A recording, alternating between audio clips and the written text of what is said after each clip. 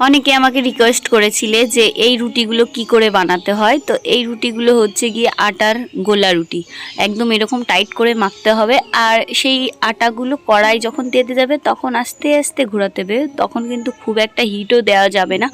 তাহলে কী হবে জানো, হাত দিয়ে যখন তুমি কড়াইটার ভিতর লাগাবে তখন ও কিন্তু এমনি উঠে আসবে। তো একদম কেয়ারফুলভাবে জিনিসটা করতে হবে।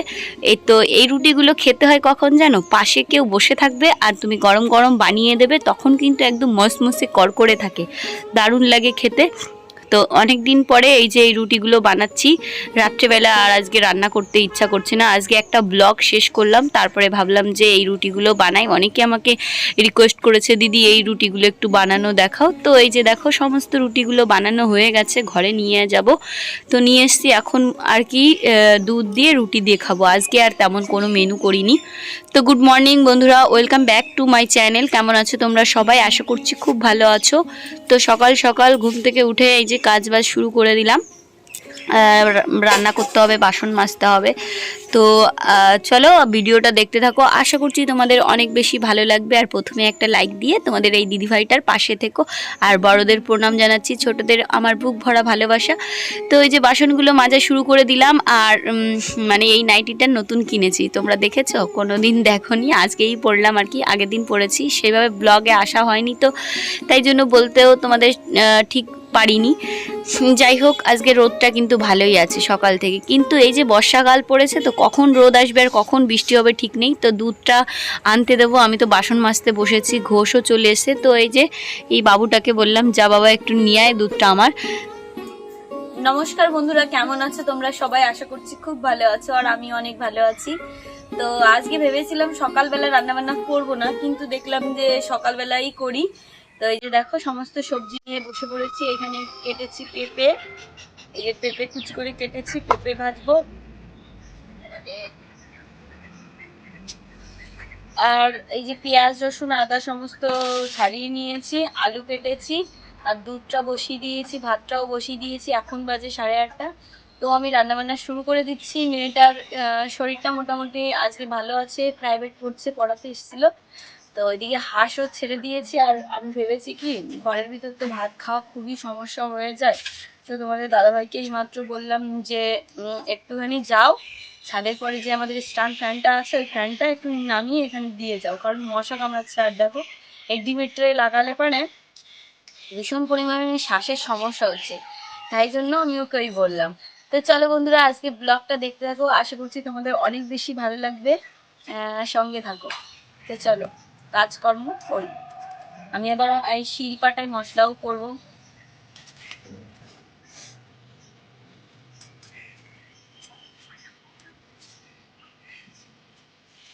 মেয়েটার শরীরটা তো আপাতত ভালো আছে, কিন্তু কখন কি হবে জানি না। আমি ওকে নিয়ে একটু টেনশনে আছি, কারণ ও না খুব মানে নরম প্রকৃতির মেয়ে। ও এমন একটা মেয়ে যে ওর কেউ কিছু খারাপ কথা বললে খুব কষ্ট পায়, খুব বোঝে ব্যাপারটা। তো ওই জন্য ওকে সবসময় সবকিছু বলতেও ভয় লাগে, কারণ কখন ওর মনে লেগে যাবে ব্যাপারটা। তো ওই জন্য আমার মাম্মার সঙ্গে একটু আমার সাবধানেই কথা বলতে হয়। মাঝে মধ্যে তো খুব খাওয়া নিয়ে মানে রাগারাগি করে, মানে খেতেই চায় না, তাই জন্য বকি। কিন্তু দেখবে একটা কথাই আছে, যে যেমন তার সাথে কিন্তু সবাই তেমনই ব্যবহার করে। তুমি যদি সভ্য শান্ত স্বভাবের হও, তোমার সঙ্গে কিন্তু সবাই তাই করে। আর তুমি যদি চটক পটক এমন একটা হও, তখন কিন্তু অন্য রকমের একটা ব্যবহার পাওয়া যায়। মানে যে যেমন তার সঙ্গে ঠিক সেইভাবেই সবাই কথা বলার চেষ্টা করে। তো যাই হোক, দেখো আমি সমস্ত মশলা হাতে করে নিলাম, লঙ্কা টঙ্কা। আর কি বলবো, বৃষ্টি হলেও না, মানে বৃষ্টি বৃষ্টি ভাব থাকলেও গরমটা কিন্তু এখনো কমেনি। আমাদের এদিকটায় যে এত গরম পড়েছে, তো যে লঙ্কা টঙ্কা বাটলাম, ভীষণই গরম লাগছে। আর পাশে ডিমের ট্রেও লাগিয়ে নিয়েছি। তো চলো আমি রান্নাটা সেরে ফেলি। তো এই যে দেখো আমি একটুখানি ভাজি বসিয়েছি, পেঁপেটা নষ্ট হয়ে যাচ্ছে, সে পেরেছিলাম কবে মনে আছে। একটা পেঁপে খেয়েছি অনেক কষ্টে মষ্টে বলতে পারো, রান্না করে ফেলে দিয়ে খেয়েছি, মানে খেতেই চায় না তোমাদের দাদাভাই তরকারি। আর আমারও তেমন পেঁপে পছন্দ হয় না। তো আর একটা রেখে দিয়েছিলাম, সেটার একটুখানি শুক্তো রান্নায় দিয়েছিলাম, আর একটু বাকি ছিল। তো ভাবলাম এটা তো একদম মানে নরম হয়ে যাচ্ছে, তাই জন্য আর কি এইটাকে আমি সুন্দর করে ভেজে নিয়েছি। আর এখানে দেখো মাংসের জন্য সমস্ত মশলা টশলা বেটে নিয়েছি। এই যে মশলার সঙ্গে আমি মাংসগুলো এখন মানে মিশাবো।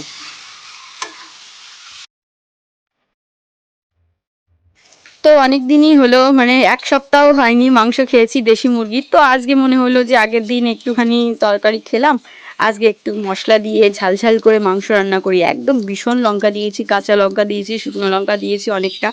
তো এই যে জল গরম করে নিয়েছি, এই জলটা দিয়ে দেবো মাংসর ভিতর। আর মাংসটা একটুখানি হালকা করে ঝোল রাখবো, কারণ কি বলতো সকালে রান্না করছি এই যে, তো সকালে খাবো, দুপুরবেলা খাবো, আবার রাত্রেবেলাও রুটি বানাবো তার সঙ্গে খাবো, তেমন একটা প্রস্তুতি নিলাম।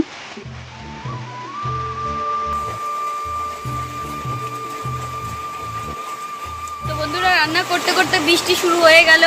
আর আমি তো লঙ্কা বেটেছি, আমার গায়ে পুরো ঝাল লেগে গেছে পিঠটি। তো এই বৃষ্টিটা এসে একটু ঠান্ডা হাওয়া এসে মনে হচ্ছে গাটা একটু ঠান্ডা করে দিল। তো মাংসটা প্রায় হবে, তোমরা তো দেখলে।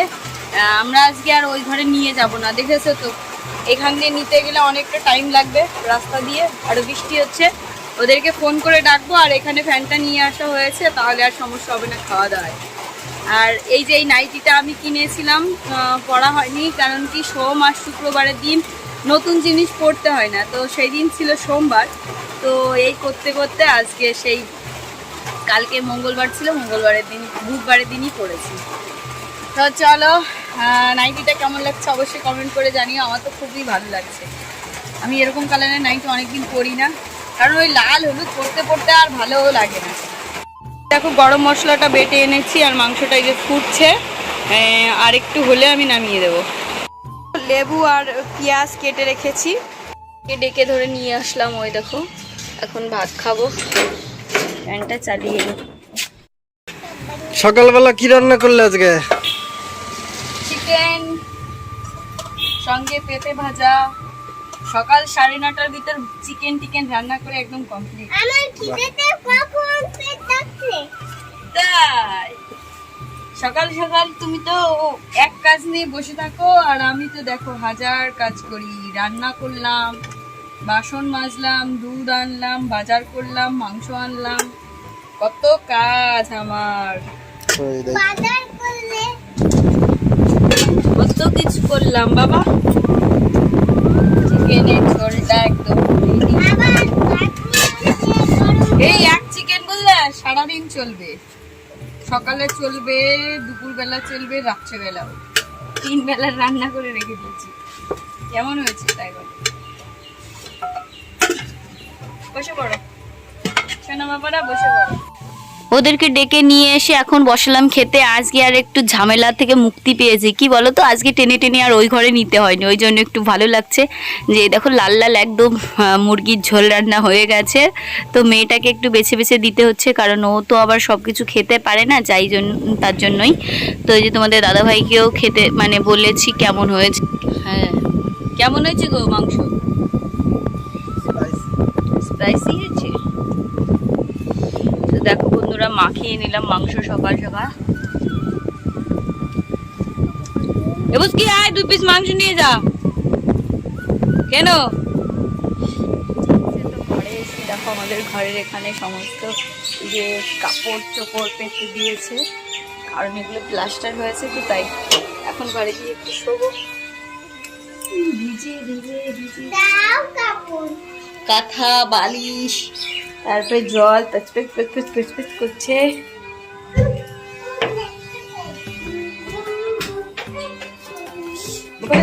সকালবেলা রান্না বান্না হলে খুব মজা লাগে, কারণ কি দেখো এখন বৃষ্টি হচ্ছে, ওয়েদারটা কি সুন্দর। এই জানলা দিয়ে দেখছি আর তোমাদের সঙ্গে কথা বলছি। এখন আমি একটু শোবো, এডিট করব, ভিডিও পোস্ট করব।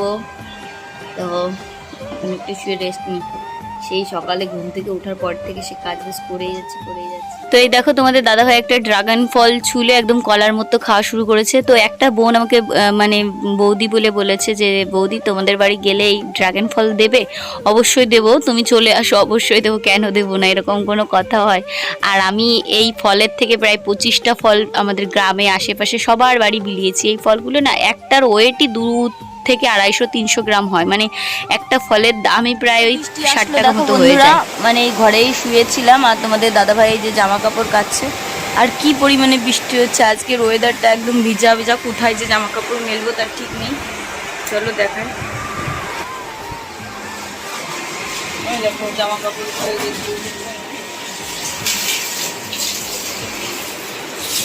ঘরটাই যাই মন হারাতে এই ভালোবাসা। তো বন্ধুরা, আমি ওই ঘর থেকে সমস্ত ভাত তরকারি বৃষ্টিতে ভিজে ভিজে নিয়ে এলাম। তো এখন বসবো খেতে। তোমাদের দাদাভাই যে ঘুমোচ্ছিল, আমি বললাম ওঠে দোকান খুলতে হবে। মেয়েটা একটা বোন জিজ্ঞাসা করেছিলে, দিদিভাই তোমার মেয়ে ভালো আছে কিনা। হ্যাঁ, ও এখন সুস্থ আছে। তো সকালবেলাও ওষুধ খাইয়ে দিয়েছি, এখন দুপুরবেলা ঠাম্মির কাছে খেয়েছে, এখন ভাবলাম ওষুধটা খাইয়ে দেবো।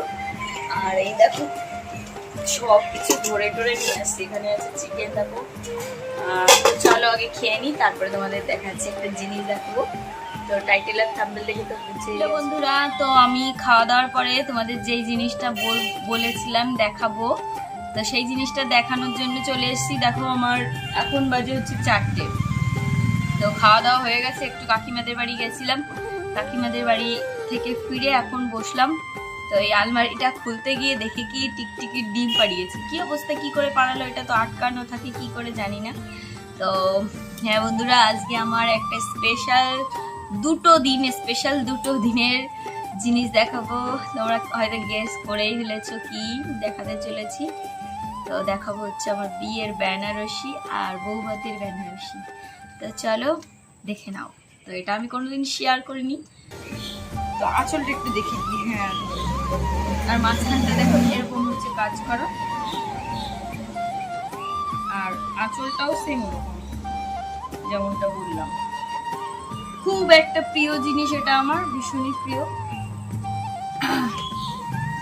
এই যে শাড়িটা, চলো এক শাড়ি আর কয়বার দেখাই।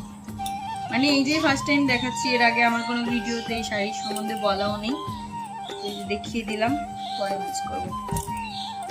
চলো আমার রিসেপশনের শাড়িটা দেখাই। তো এই দেখো আমার রিসেপশনের শাড়ি। এই শাড়িটা আমার শাশুড়ি মাই পছন্দ করে এনেছিল বৌভাতের দিন। এর ব্লাউজও জানো তো কাটানো হয়েছিল, মানে তোমাদের দাদাভাই আমাকে ফোন করে বলেছিল তোমার মাপ কত। এবার আমি বলো আমার মাপ কোনোদিনও বলতে পারি, তখন মানে বুঝি না মাপঝোপ সম্বন্ধে। এবার আমি বলছি কি করে বলবো, আমি কি বুঝতেই পারি না, একটা কাটিয়ে নিয়ে এসো। তারপরে কাটিয়ে নিয়ে এসেছিল। তো মানে বৌভাতের দিন সেটা করা হয়েছিল না, কারণ কি সেটা আমার গায়ে ফিটিংস হচ্ছিল না। আর সেটা আগে থেকে, আর এই যে দেখো আঁচলটা এরকম,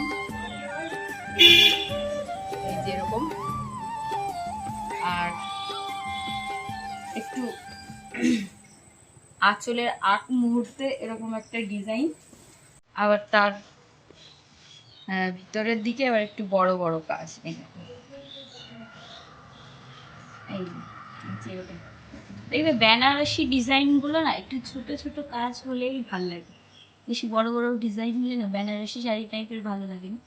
তবু এই শাড়িটা মানে আমি 3বারও পরিনি, 2বার পরেছি। একবার আমার বোনের কাকার মেয়ের বিয়ে দিচ্ছি, তাও মনে করছে না। যাই হোক, মানে বেশি একটা পড়াই হয়নি, এটা নতুন বলতে পারে, নতুনই রয়েছে। তো বন্ধুরা, এই ছিল আমার বিয়ে আর বৌভাতের শাড়ির কালেকশন। তোমাদের কেমন লাগলো? আর এই দুটো জিনিসই আমার কাছে খুবই স্পেশাল, যেহেতু এই দুটো জিনিস পরেই আমার বিয়ে রিসেপশন কমপ্লিট হয়েছে, তো অনেকটাই স্পেশাল বলতে পারো। এখন এটাকে আমি সুন্দর করে গুছিয়ে রাখবো। আর কমেন্ট করে জানিও আজকের ভিডিওটা তোমাদের কেমন লাগলো। যদি ভালো লাগে লাইক করো, কমেন্ট করো আর চ্যানেলটি সাবস্ক্রাইব করো। তো চলো টাটা।